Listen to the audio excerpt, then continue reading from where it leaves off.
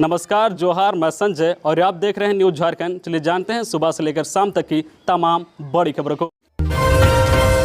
रामनवमी में प्रतिबंध को लेकर जोरदार हंगामा। भाजपा विधायकों ने सदन में लगाए जय श्री राम के नारे, प्रतिबंध हटाने की मांग। झारखंड विधानसभा के बजट सत्र का 14वां दिन हजारीबाग की रामनवमी में लगाए गए प्रतिबंधों को लेकर विपक्ष के हंगामे के साथ शुरू हुआ। सदन की कार्यवाही शुरू होने से पहले सदन के बाहर भाजपा के विधायकों ने जमकर हंगामा किया।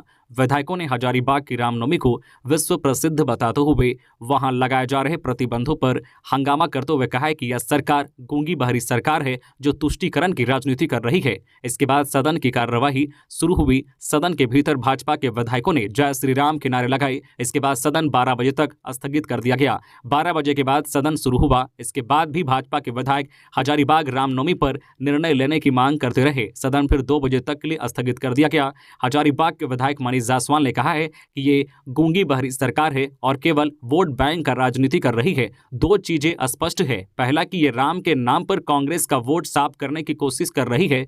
दूसरा, एक समुदाय विशेष को खुश करने के लिए हिंदू त्योहारों का दमन कर रही है। सरस्वती पूजा में भी ऐसा हुआ था, अब रामनवमी में भी ऐसा किया जा रहा है। कल हजारीबाग डीसी ने प्रेस कॉन्फ्रेंस किया जहां उन्होंने कहा, लाउड स्पीकर अलाउड है, ताशा अलाउड है, ढोल बाजे अलाउड है, आप गाना भी बजा सकते हैं, लेकिन चलंत डीजे नहीं बजा सकते हैं। जब आपने गाना बजाने की अनुमति दे दी है तब आपको डीजे बजाने देने से क्या चिढ़ है? कहीं ना कहीं यह दूसरे समुदाय को खुश करने की कोशिश है। ये हिंदुओं की आस्था से खिलवाड़ कर रहे हैं। हजारीबाग की जनता रामनवमी को लेकर काफी संवेदनशील है। हजारीबाग के लोगों के अंदर आग सी सुलग रही है, चूंकि अपने हिंदुओं की भावना के साथ खेलने का काम किया है। जब तक सदन चल रहा है तब तक हम लोकतांत्रिक तरीके से रास्ता निकालने का प्रयास करेंगे।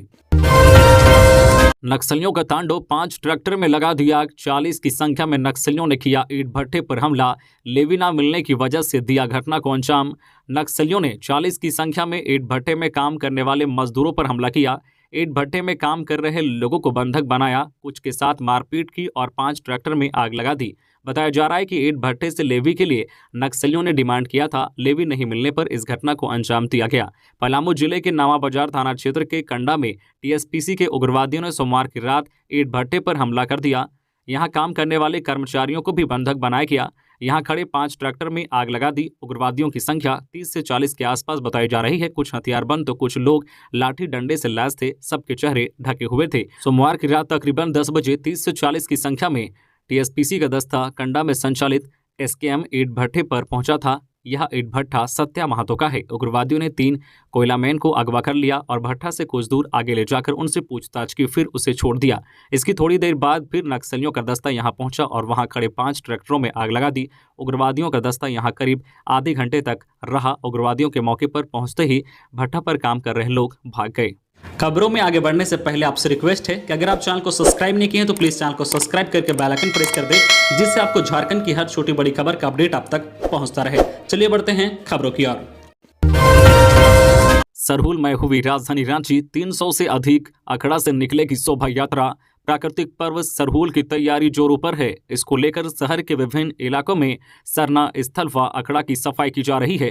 पूरा शहर सरना झंडा से पट गया है। लोगों में खासा उत्साह है। 23 मार्च को विधि विधान से उपवास, जल रखाई, पारंपरिक पूजा के बाद भविष्यवाणी होगी। यह भविष्यवाणी सरना धर्मावलंबियों के नव वर्ष के लिए होगी। इसमें अच्छी वर्षा के साथ बेहतर फसल की कामना होगी। वही 24 मार्च को 300 से अधिक अखड़ा से शोभा यात्रा निकलेगी जो सिरमटोली सरना स्थल तक पहुंचेगी। पारंपरिक वेशभूषा, वाद्य यंत्र और सरहुल गाते हुए लोग शोभा यात्रा में शामिल होंगे। वही 25 मार्च को फूल खौंसी के साथ सरहुल पर्व का समापन होगा। आज शाम तक यहां हो सकती है बारिश। 22 मार्च के बाद से मिल सकती है राहत। 23 और 24 मार्च को मौसम शुष्क रहने का अनुमान। झारखंड में मौसम का मिजाज बदला है। काले बादलों ने आसमान में डेरा डाल रखा है। कई जिलों में दोपहर बाद से छिटपुट बारिश तो कई जिलों में मध्यम दर्जे की बारिश हुई है और शाम तक कई अन्य जिलों में भी बारिश और वज्रपात को लेकर अलर्ट जारी किया गया है। मौसम विभाग का कहना है कि आने वाले कुछ दिनों में मौसम का मिजाज बदलेगा। कल यानी 22 मार्च को थोड़ी राहत मिल सकती है। पिछले 24 घंटे में राज्य भर में बारिश हुई है। आज भी राज्य के कई हिस्सों में बारिश की संभावना है और कई जिलों में दोपहर बाद से बारिश शुरू है। राजधानी रांची सहित कई जिलों में बादल बादल घिर आए हैं। मौसम का यह असर राजस्थान से बना साइक्लोनिक सर्कुलेशन की वजह से है, जो न सिर्फ झारखंड बल्कि यहां से होते हुए यूपी, बिहार, नागालैंड की ओर जा रहा है। इसी का असर है कि झारखंड में मौसम ने अपना मिजाज बदल दिया है। मौसम केंद्र के प्रभारी वैज्ञानिक अभिषेक आनंद ने बताया है कि 23 और 24 मार्च को मौसम शुष्क रहेगा। अभी अधिकतम तापमान ज्यादा गिरा हुआ है, अचानक ठंड बढ़ गई है। मौसम विभाग ने सिमडेगा जिले के कुछ भागों में अगले कुछ देर में मध्यम से हल्के दर्जे की बारिश का अनुमान लगाया गया है। इस दौरान हवा की रफ्तार 30 से 40 किलोमीटर प्रति घंटे की रफ्तार से रह सकती है। इसके अलावा भी कई अन्य जिलों में दोपहर बाद हल्की बारिश और वज्रपात की भी सूचना है। वहीं शाम तक कई अन्य जिलों में भी बारिश और वज्रपात हो सकता है। जान जोखिम में डालकर एक ट्रैक्टर पर परीक्षा देने गए 52 परीक्षार्थी, प्रशासन गंभीर।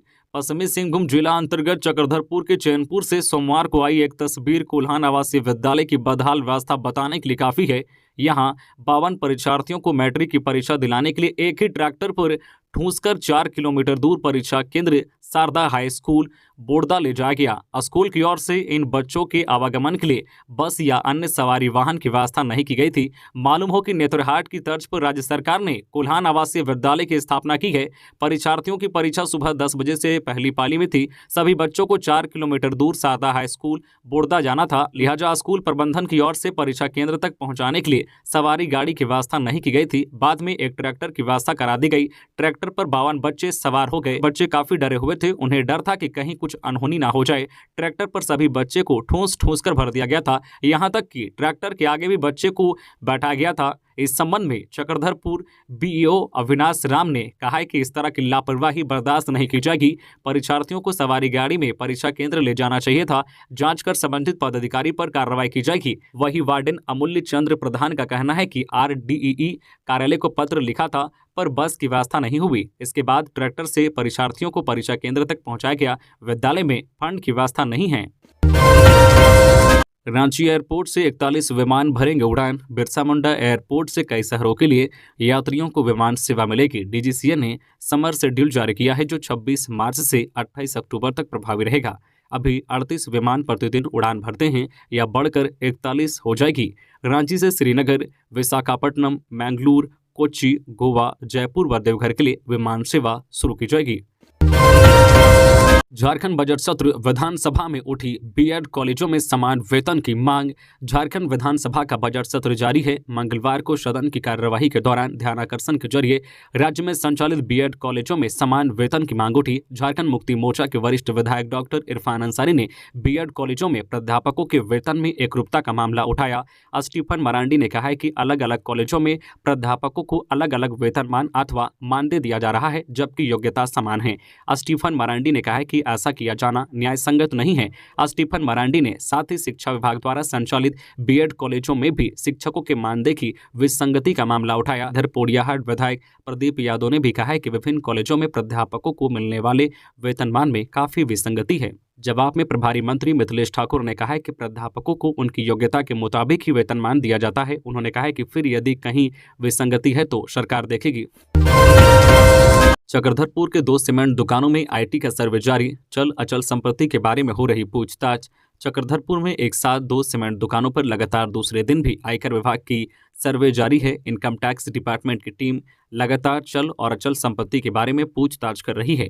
सर्वे के बाद जो जानकारी निकलकर सामने आई है, उसके मुताबिक आयकर विभाग की टीम ने सोमवार की देर रात तक और मंगलवार सुबह से मुरारी लाल केडिया और RK स्टील के राजेश अजवानी दुकान से जुड़े कागजातों की छानबीन कर रही है। सूत्रों के अनुसार मुरारी लाल केडिया के यहां से लाखों रुपए नगद मिले हैं और ट्रांजैक्शन का खुलासा होने का मामला सामने आ रहा है। हालांकि कैश को लेकर अभी कोई आधिकारिक जानकारी नहीं दे रहे हैं, लेकिन रुपए यहां से ज्यादा मिलने के संकेत मिल रहे हैं। दोनों दुकानों में एक साथ आयकर विभाग का सर्वे को लेकर चारों ओर हड़कंप मच गया है। बता दें कि सोमवार की सुबह 10:30 बजे आयकर विभाग के रांची, जमशेदपुर और चाईबासा की टीम ने शहर के मुरारीलाल केडिया और RK स्टील के राजेश अजवानी के दुकान में सर्वे का काम शुरू किया था, जो रात भर चली। यह भी खत्म नहीं हुआ तो मंगलवार को भी सर्वे का काम जारी है।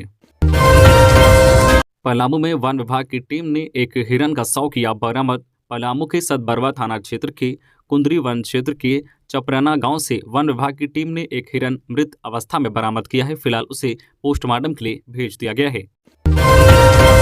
पलामू में ट्रक पर लदा 50 लाख का अवैध शराब जब्त। पलामू जिले के वसरामपुर थाना से महज 500 मीटर की दूरी पर ट्रक में लदा अवैध शराब जब्त किया गया। उत्पाद विभाग के इंस्पेक्टर संजय कुमार ने बताया कि गुप्त सूचना मिली थी कि वसरामपुर थाना के समीप एक ट्रक में अवैध शराब लदा हुआ है। सूचना के आधार पर ट्रक को जब्त कर लिया गया है। चावल के कबर बोरी में छिपाकर करीब 500 पेटी अवैध शराब बरामद किया गया है, जिसकी कीमत लगभग 50 लाख रुपए है। ट्रक चालक पप्पू राम को गिरफ्तार किया गया है। उन्होंने बताया है कि रविवार की रात 11 बजे से गाड़ी फंसी हुई है। चालक राजस्थान के बाड़मेरा जिला का रहने वाला है। अवैध शराब के कारोबारी संदीप कुमार बताया जाता है, जिसके माध्यम से शराब बिहार भेजा जा रहा था। पुलिस हिंदू नवरात्र पर कोर्ट में अवकाश की मांग। हिंदू नवरात्र 22 मार्च को है।